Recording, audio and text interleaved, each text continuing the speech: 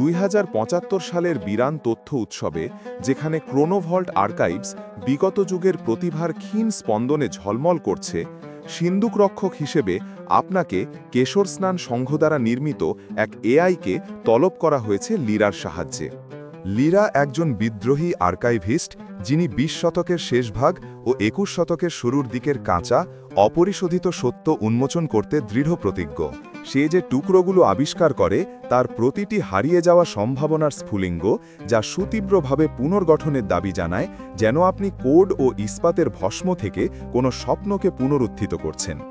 আজ লিরা একটি নতুন খণ্ড নিয়ে এসেছে।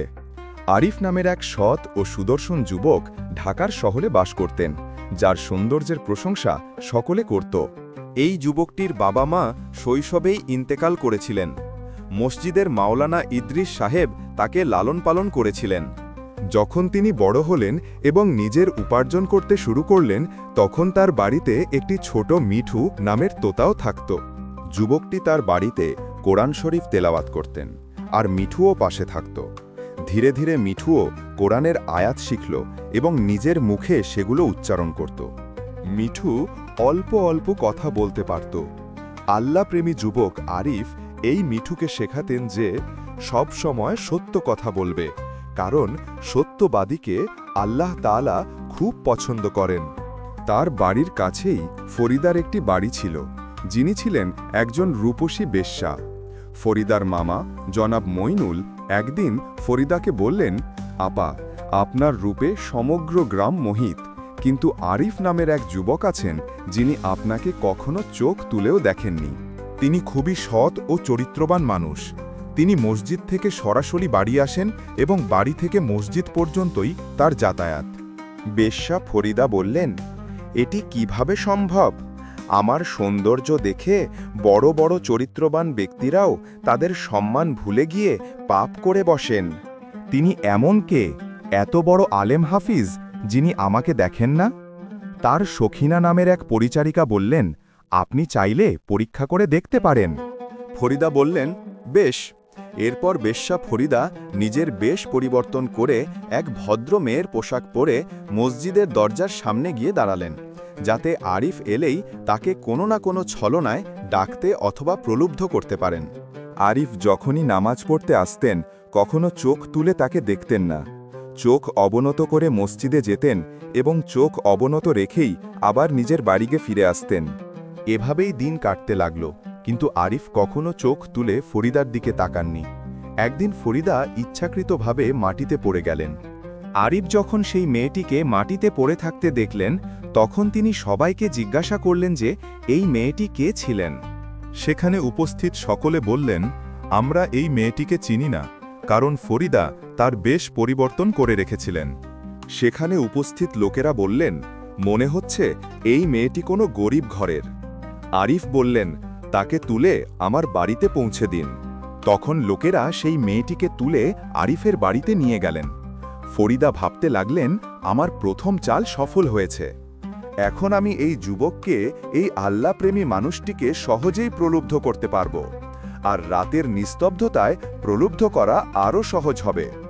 আরিফ এশার নামাজ পড়তে মসজিদে গেলেন। ফরিদা তার জন্য অপেক্ষা করছিলেন। আরিফ এসে জিজ্ঞাসা করলেন, আপনার শরীর কেমন আছে?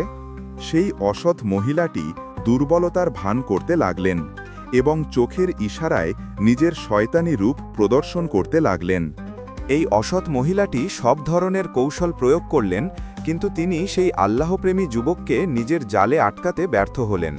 তিনি ক্লান্ত ও হতাশ হয়ে শুয়ে পড়লেন এবং ভাবতে লাগলেন, একজন প্রৌঢ় মানুষ হলেও তিনি হয়তো আমার পেছনে ছুটে আসতেন। কে জানে তিনি কিসের তৈরি? আমার কোনো ইঙ্গিতই তিনি বুঝতে পারছেন না। সেই আল্লাহপ্রেমী যুবক আরিফ তাকে জিজ্ঞাসা করলেন, এই পৃথিবীতে আপনার কে আছেন? বাবা মা কোথায়? আপনার বাড়ি কোথায়? ফরিদা বললেন, এই সমগ্র পৃথিবীতে আমার কেউ নেই, এবং এ কথা বলে তিনি কাঁদতে শুরু করলেন। আরিফ যখন এটি শুনলেন, তখন তিনি খুব দুঃখিত হলেন এবং তাকে বলতে লাগলেন যে, আপনি আমার জন্য একজন বেগানা নারী, আর আপনার আমার সাথে থাকা ঠিক নয়। এই অসৎ মহিলাটি যখন এটি শুনলেন, তখন তিনি বললেন, আমি কোথায় যাব? আরিফ বললেন, আজ রাতে আপনি আমার সাথে এখানে থাকতে পারেন, কিন্তু সকালে আপনাকে যেতেই হবে। এই কথা শুনে অসৎ মহিলাটি ভাবতে লাগলেন কিভাবে এই যুবককে দিয়ে পাপ করাব, কিন্তু তখনও তিনি সব দিক থেকে ব্যর্থ হয়ে ক্লান্ত হয়ে পড়লেন। সকালে আরিফ মাওলানা ইদ্রিস সাহেবের সাথে পরামর্শ করলেন যে একজন গরিব মহিলা আমার বাড়িতে থাকছেন, আমি খুব চিন্তিত, কি করব? মাওলানা ইদ্রিস সাহেব বললেন, যদি এই পৃথিবীতে তার কেউ না থাকেন, তিনি যদি নিরাশ্রয় হন, তাহলে তুমি তাকে বিবাহ করে নাও। অবশেষে একদিন না একদিন তোমাকেও বিবাহ করতে হবে। আরিফ ফিরে এসে মেয়েটিকে বললেন, মাওলানা সাহেব বলছেন যে আমি যেন তোমাকে বিবাহ করি। এটি শুনে তিনি ভয় পেয়ে গেলেন এবং ভাবতে লাগলেন যে আমার তো বিবাহের ইচ্ছা নেই, আমি তো তার সাথে অবৈধ সম্পর্ক স্থাপন করতে চেয়েছিলাম, তার স্ত্রী হতে আসিনি। এই অসৎ মহিলাটি আরিফকে বললেন, আমাকে আজ রাত চিন্তা করার সময় দিন, আমি সকালে আপনাকে জানাব। তিনি সারা রাত ভাবতে লাগলেন, শেষাবধি আমি কি করব? তারপর ফরিদা সিদ্ধান্ত নিলেন, হোক না মিথ্যা, শেষ পর্যন্ত এই যুবক তো আমারই হবে। যখন আমার উদ্দেশ্য সিদ্ধ হবে তখন আমি তার বাড়ি থেকে পালিয়ে যাব। সকাল হতেই তিনি আরিফকে বললেন, আমি আপনাকে বিবাহ করতে রাজি। এটি শুনে আরিফ খুব খুশি হলেন। আল্লাহ তাআলা আমাকে সুযোগ দিলেন যে আমি একজন অসহায়ের আশ্রয় হতে পারব, আর এভাবে একটি নারীর জীবনও বাঁচবে। তিনি মাওলানা ইদ্রিস সাহেবকে ডাকালেন এবং নিকাহ সম্পন্ন করলেন। সকলে আরিফের বিবাহে খুব খুশি হলেন। তিনি বিবাহ বন্ধনে আবদ্ধ হলেন। সেই যুবক আরিফ তো আল্লাহ তাআলার ইবাদতকারী ছিলেন। কিছুদিন এভাবে অতিবাহিত হল। যখন সেই মহিলার আরিফের প্রতি মন ভরে গেল, তখন তিনি বলতে লাগলেন যে এখন আমার এখান থেকে যাওয়া উচিত। আমি এখানে কিভাবে থাকতে পারি? এখন আমি তো সেই পৃথিবীতে ফিরে যেতে চাই, কিন্তু আমি এই যুবকের নিকাহে আবদ্ধ, তার স্ত্রী। অসৎ মহিলা ফরিদা তার পরিচারিকা সখিনাকে খবর পাঠালেন যে আমি এখান থেকে বেরোতে চাই, কোনো ব্যবস্থা করুন। সখিনা তার কাছে এসে বললেন, এখন তো আপনি তার স্ত্রী হয়ে গেছেন, এখান থেকে কিভাবে বেরোবেন? আপনি এমন কেন করেছিলেন? এই অসৎ মহিলা ফরিদা বললেন, আমি তার রূপে এতটাই মুগ্ধ হয়ে গিয়েছিলাম যে আমি যে কোনো উপায়ে তাকে অপমান করতে চেয়েছিলাম, কারণ তিনি আমাকে দেখতেনও না। তাহলে আমি আর কি করতাম? বাধ্য হয়ে আমাকে তাকে বিবাহ করতে হলো, কিন্তু এখন আমি তাকে পছন্দ করি না। আমি এখান থেকে বেরিয়ে যেতে চাই। সখিনা তাকে বললেন যে আপনি এমন করতে পারেন যে তার কাছ থেকে তালাক গ্রহণ করেন। আর ফরিদা বললেন, না, আমি তাকে তালাক দিতে পারবো না, কারণ তিনি খুবই ভালো মানুষ, আর তিনি আমাকে কখনো তালাক দেবেন না। সেই অসৎ মহিলা ফরিদা বলতে লাগলেন, আমার এত চরিত্রবান মানুষ চাই না। কেন? আমি এমন করি না যে তাকে মেরে ফেলি। এবং নিজের আসরের জীবনকে স্মরণ করতে লাগলেন, যেখানে প্রতিদিন ধনী ব্যক্তিরা তার এখানে আসতেন, তার ওপর হাজার হাজার টাকা উড়িয়ে দিতেন। আমার তার সাথে থাকতে হবে না। তিনি সখিনাকে বললেন যে তুমি আমাকে বিষ এনে দাও, যাতে আমি তাকে মেরে ফেলি। যখন সখিনা এটি শুনলেন, তখন তিনি বিষের ব্যবস্থা করতে লাগলেন।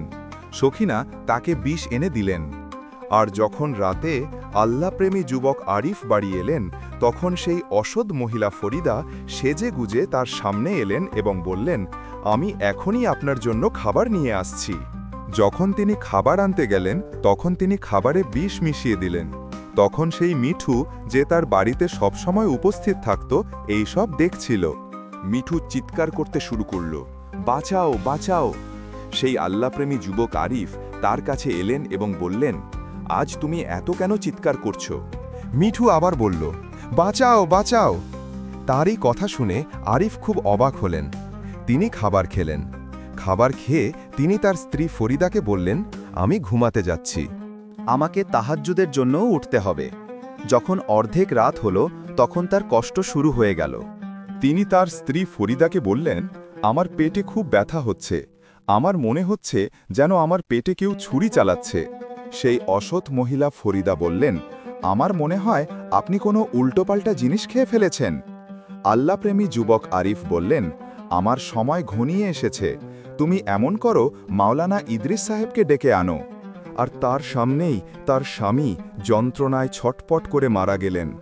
সেই অসৎ মহিলা পরিবার তার প্রতি একটুও মমতা হল না। আল্লাহপ্রেমী যুবকটি মৃত্যুকালীন শাহাদাত কালেমা তেলাওয়াত করলেন এবং তার প্রাণবায়ু ত্যাগ করলেন। আর সেখানে মিঠু চিৎকার করছিল, বাঁচাও বাঁচাও! সেই মহিলা ফরিদা সেই মিঠুকে বললেন, চুপ থাক, না হলে তোরও গলা টিপে ধরব। তিনি তার পরিচারিকা সখিনাকে খবর পাঠালেন যে তাড়াতাড়ি এখানে এসো। তাদের সখিনা এলেন এবং তারা দুজন মিলে বাড়ির উঠানে একটি গর্ত খুঁড়লেন। তারা তাকে সেখানে দাফন করলেন এবং মনে মনে খুশি ছিলেন যে এই মানুষটির কাছ থেকে তার মুক্তি পাওয়া গেল, এখন তিনি স্বাধীন। এরপরে তিনি আবার তার বেশ্যাবৃত্তি এবং অসৎ কাজের আড্ডাখানায় চলে গেলেন এবং সেখানেই ব্যভিচারে লিপ্ত হলেন। সম্মানিত দর্শকবৃন্দ, আল্লাহ তাআলা তাকে একটি জীবন দিয়েছিলেন। যদি তিনি চাইতেন তাহলে নিজের পাপ থেকে তওবা করতে পারতেন, নিজের স্বামীর মতো সৎ ও পরহেজগার হতে পারতেন। যদি তিনি চাইতেন তাহলে নিজের আখিরাতকে সুন্দর করতে পারতেন, কিন্তু তিনি নিজের হাতেই নিজের দুনিয়া ও আখিরাতকে ধ্বংস করে দিলেন। বরং নিজের স্বামীকে বিষ দিয়ে তাকে হত্যাও করলেন। অসৎ ছিলেন, বেশ্যাও ছিলেন, কিন্তু এখন তিনি একজন খুনিও হয়ে গিয়েছিলেন। যখন সকালে ফজরের সময় হল, মাওলানা ইদ্রিস সাহেব নামাজ পড়ালেন এবং দেখলেন যে তার ছাত্র আরিফ কয়েকদিন ধরে নামাজ পড়তে আসেননি। তিনি খুব চিন্তিত হলেন এবং তাদের বাড়িতে এলেন। তাদের দরজায় কড়া নাড়লেন, কিন্তু তাদের বাড়ির দরজা কেউ খুলল না। মাওলানা ইদ্রিস সাহেব এটাই ভাবছিলেন, হয়তো তিনি ঘুমাচ্ছেন, কিন্তু তিনি এটাও ভাবছিলেন যে নামাজ তো আমার ছাত্র আরিফ কখনো ছাড়তে পারেন না। মাওলানা ইদ্রিস সাহেব ফিরে গেলেন। যখন জোহরের সময় হল এবং দেখলেন তখনও তার ছাত্র আরিফ নামাজ পড়তে আসেননি। তিনি কাউকে পাঠালেন, কিন্তু সেও বললেন যে তিনি দরজা খুলছেন না। সন্ধ্যা পর্যন্ত এই ধারাবাহিকতা চলতে লাগল। এশার পর মাওলানা ইদ্রিস সাহেব ভাবলেন, আমার নিজেই যাওয়া প্রয়োজন। যখন মাওলানা ইদ্রিস সাহেব গেলেন, তিনি দরজায় কড়া নাড়লেন, কিন্তু কেউ এলেন না। কিন্তু ভেতর থেকে মিঠু চিৎকার করছিল, বাঁচাও বাঁচাও! মৌলানা ইদ্রিস সাহেব বুঝতে পারলেন যে কিছু একটা গণ্ডগোল আছে। তিনি সমগ্র এলাকা জড়ো করলেন, দরজা ভাঙলেন এবং যখন দরজা ভেঙে ভেতরে ঢুকলেন তখন দেখলেন যে বাড়ি খালি ছিল। সেই মিঠু ছাড়া সেই বাড়িতে আর কেউ ছিল না। আর সেখানে সকলে এটাই ভাবছিলেন যে স্বামী স্ত্রী হয়তো কোথাও ঘুরতে গেছেন। রাতে তাহাজ্জুদের সময় হল। মাওলানা ইদ্রিস সাহেবের অস্থিরতা অনুভূত হতে লাগল। তিনি তার স্ত্রী ফাহিমা বেগমকে বললেন, আমার মনে হচ্ছে যে আমার ছাত্র আরিফ কষ্টে আছেন, তিনি কোনো না কোনো সমস্যায় আছেন।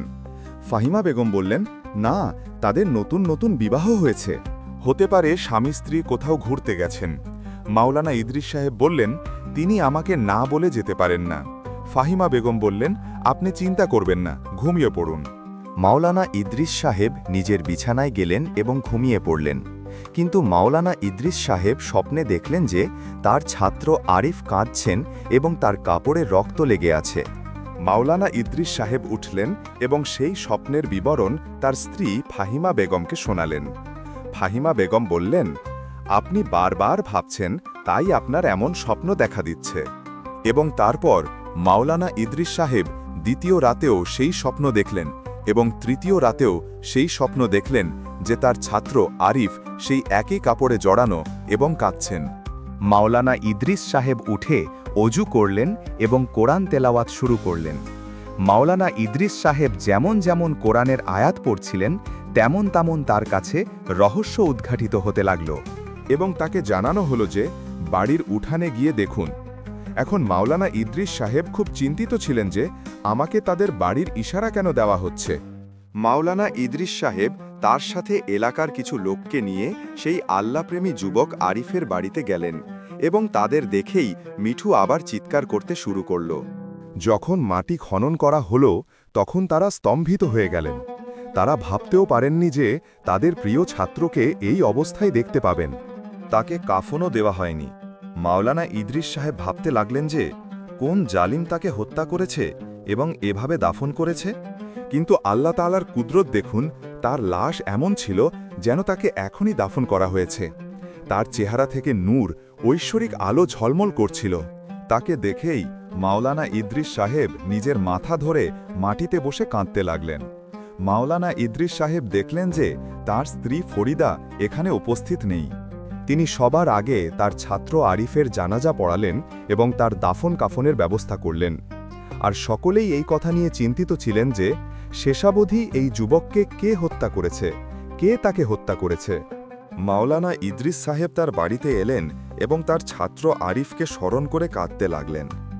মাওলানা ইদ্রিস সাহেবের সেই কষ্টভরা কণ্ঠস্বর সেখানে উপস্থিত মিঠু গভীর নীরবতার সাথে শুনছিল। মনে হচ্ছিল মিঠু হয়তো জীবনে আর কথা বলতে পারবে না, কিন্তু আল্লাহ তাআলা সেই মিঠুকে কথা বলার তৌফিক দান করলেন। মিঠু বলল, সেই মহিলা ছিলেন একজন বেশ্যা, ফরিদা। সে তার সাথে ব্যভিচার করতে চেয়েছিল। সেই অসৎ মহিলা ফরিদা তো ছদ্মবেশে এখানে এসেছিলেন। সে সবাইকে এখানে বোকা বানিয়েছে। সে আল্লাহপ্রেমী যুবক আরিফকে বিবাহ করেছিল এবং যখন তার মন ভরে গেল তখন তাকে বিষ দিয়ে মেরে ফেলল। এখন সে আবার ব্যভিচার ও অসৎ কাজের জন্য তার আড্ডাখানায় চলে গেছে। এতটুকু বলে মিঠু চুপ হয়ে গেল। মাওলানা ইদ্রিস সাহেব এই মিঠুকে নিয়ে নিজের বাড়িতে চলে গেলেন এবং তাকে নিজের বাড়িতে রেখে দিলেন। এরপর কয়েকজন লোকের সাথে মাওলানা ইদ্রিস সাহেব সেই বেশ্যা এবং অসৎ মহিলা ফরিদার আড্ডাখানায় গেলেন। মাওলানা ইদ্রিস সাহেব সেখানে গিয়ে এমন ক্রোধে চিৎকার করছিলেন যেন তিনি সেই মহিলাকে হত্যা করে ফেলবেন। মাওলানা ইদ্রিস সাহেবের কণ্ঠস্বর শুনে সেই বেশ্যা এবং অসৎ মহিলা ফরিদার সখিনা নামের পরিচারিকা কাঁদতে কাঁদতে এলেন এবং সেই মাওলানা ইদ্রিস সাহেবকে বললেন যে, আপনি সেই সৎ যুবকের ওস্তাদ? মাওলানা ইদ্রিস সাহেব বললেন, হ্যাঁ, আমি তার ওস্তাদও, তার বাবাও। আপনি সেই বেশ্যা ফরিদা, সেই অসৎ মহিলা ফরিদাকে বাইরে ডাকুন, যিনি আমার ছেলের সাথে এত জুলুম করেছেন। সেই সখিনা বললেন, তাকে তার কর্মের শাস্তি পেয়ে গেছেন। যেদিন রাতে তিনি নিজের স্বামীকে হত্যা করে তার অসৎ কাজের আড্ডাখানায় এসেছিলেন, তিনি খুব খুশি ছিলেন। সেজেগুজে অসৎ কাজের জন্য বেরোচ্ছিলেন যে হঠাৎ তার শরীর পাল্টাতে শুরু করল এবং দেখতে দেখতে তার শরীর একটি বানরের আকৃতিতে পরিবর্তিত হয়ে গেল। তাকে আমরা একটি ঘরে বন্দি করে রেখেছি, কারণ তার চেহারা দেখে আমরা ভয় পাই। আর আল্লাহপ্রেমী আরিফের সাথে এই মহিলা ফরিদা যা কিছু করেছেন, আমিও তার সাথে জড়িত ছিলাম। আর ধীরে ধীরে আমার চেহারাও পরিবর্তিত হচ্ছে। এমন মনে হচ্ছে যে আমিও তার মতোই হয়ে যাব, আমার অবস্থাও তার মতোই হয়ে যাবে। আপনি আমাকে ক্ষমা করে দিন এবং এই যুবক আরিফকে বলুন আমাকে ক্ষমা করে দিতে। আল্লাহ তাআলা আমাদের পৃথিবীতেই জাহান্নাম বানিয়ে দিয়েছেন। এই মাওলানা ইদ্রিস সাহেব বললেন, আল্লাহ তাআলা তোমাদের শাস্তি তোমাদের পৃথিবীতেই দিয়ে দিয়েছেন। এখন আমি কি করতে পারি? আমার ছেলে তো শাহাদাতের মর্যাদা পেয়েছেন, কিন্তু তোমাদের মালকিন ফরিদা তো চিরদিনের জন্য বানরের আকৃতিতে পরিবর্তিত হয়ে গেছেন। পরিশেষে আল্লাহ তাআলার কাছে প্রার্থনা করি যে তিনি যেন আমাদের মন্দ কাজ থেকে রক্ষা করে সৎ কাজ করার তৌফিক দান করেন। আমিন।